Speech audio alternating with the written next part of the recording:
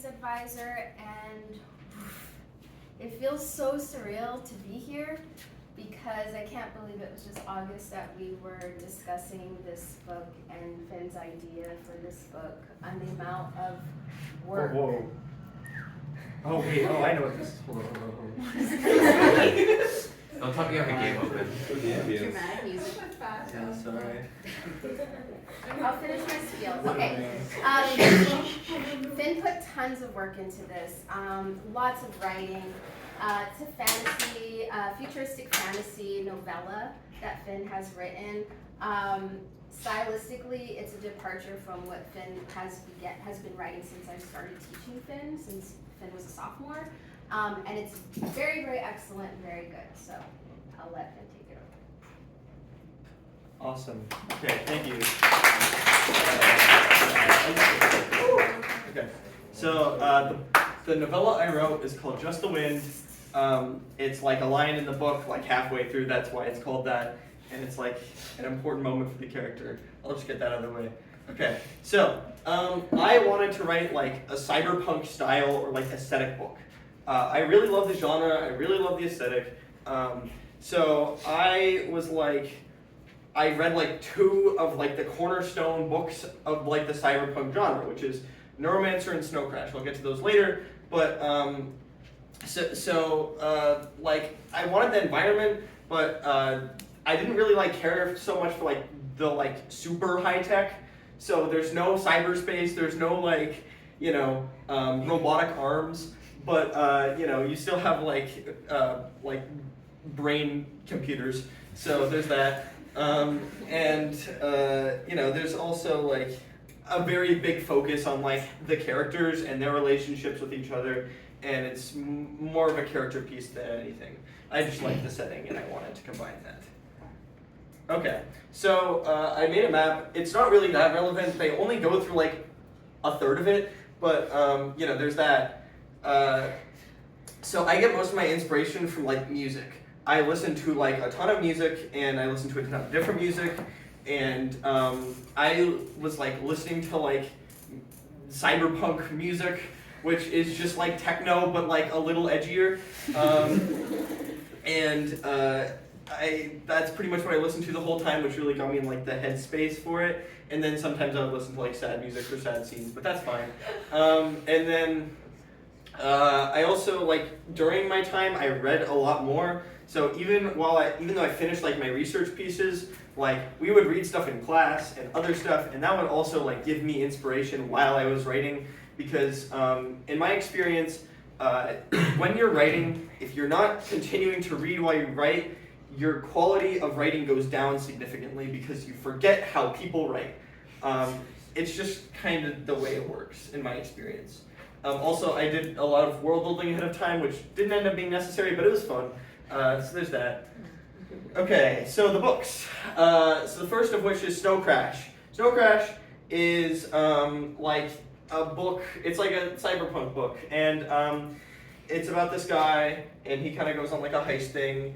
And I found that the book was like very. It like solidified like the part of cyberpunk which is like criticism of capitalism, which is one of the cornerstones of cyberpunk as a genre.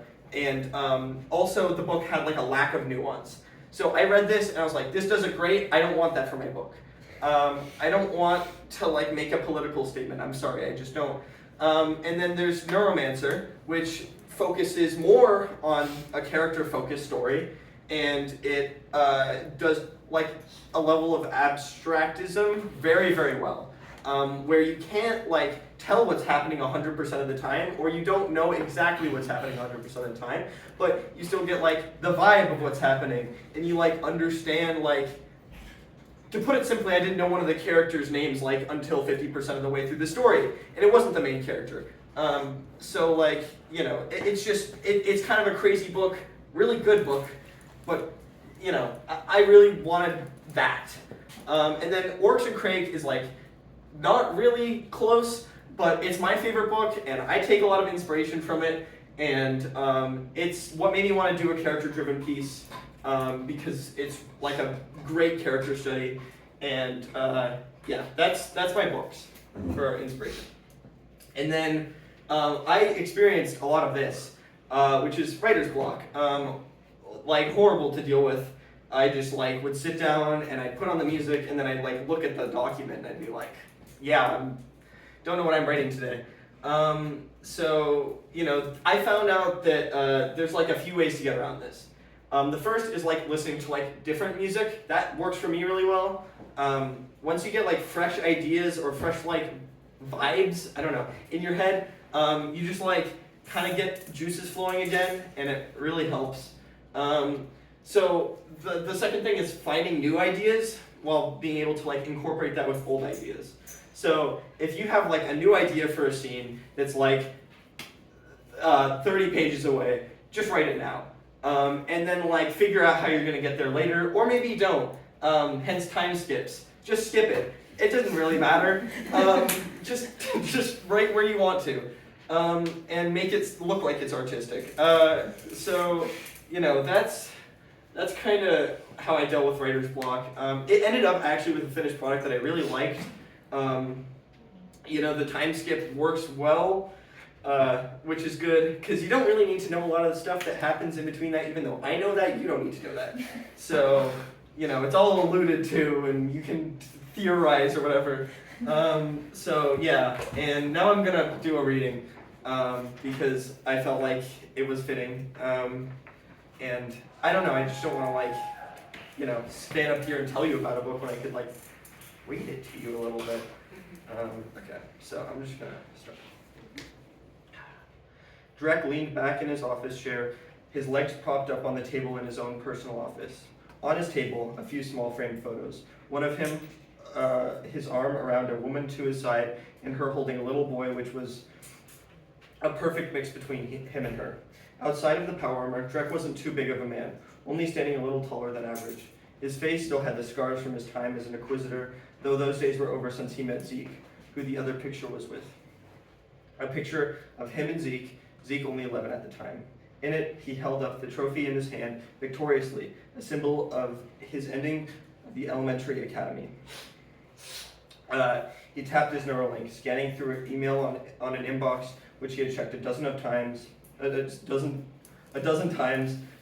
He rifled around in his pockets, searching for cigarettes before finally finding them tangled with his keys. He released his legs off the desk, really digging, trying to let his keys release the cigarette box, and after a second of struggling, they fell out on the ground. Instead of reaching over to pick them up, though, he simply took the cigarettes out. The sweet and warm sensation of smoke returned to his body. When did I pick this up? He hadn't been smoking for too long. Okay, I will warn, before I get into it, there's like a trigger warning for like needles. If someone wants to step out, that's totally fine. Okay, cool. Smoking again, Karina would say. Last pack. You said that last time. She would usually be having a drink or something herself. Drek remembered her face as he looked back into the picture. Karina, the two had met and gotten married fast. Drek had always been in the wannabe dad camp. Was it a mistake? In Drek's early days, he was not recruited by the academy. The academy did not have quite the reach as it did 40 years ago, so Drek spent much of his life fooling around with other teenagers his age. He missed this time in his life, age 16 or 17. He didn't know he had the pull, but he didn't use it. He knew he had the pull, but he didn't use it that much. No, most of the time, Drek's time was split between his friends and school and his grandmother. The memory was vivid, his grandmother sitting in the back room with a pile of used and empty needles next to her bed. Karina would never know. Zeke wouldn't know, now that he was gone, and Lanesh still crowded Drek's thoughts. But the memory, Ma, he used to call her that, she'd shown up in his life at a young enough age to know that he hadn't always been there, but too young to remember anything beforehand, and certainly not young enough to not remember the exact age. But still, Drek lived in that tiny apartment in the projects of heaven, cooped up in a high-rise of which Drek could not see the ground. He'd only ever seen it occasionally. On such occasions, he usually note the smog and go back up within a few seconds, not wishing Ma to encounter a similarly unpleasant scent.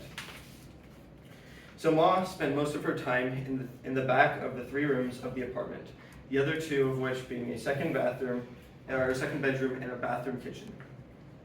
And Ma would order her needles, though Drek was never clear at the time that she did, Ma would say it was her medicine, and she took it regularly. And when she took it regularly, everything was much more quiet. That was most of the time. Conversations with Ma when she was on her medicine were often mundane, sometimes boring or nonsensical. Her words would often blend with each other, and statements might make sense within themselves, but often pertain little relevance to the greater conversation. And so Ma would take her medicine and sit in the back room of their small apartment, while Drek would attend to Heaven's public school. Ma would receive unemployment and disability check, which Drek would cash and use to pay bills and food. There was no picture of Ma on Drek's desk. So that's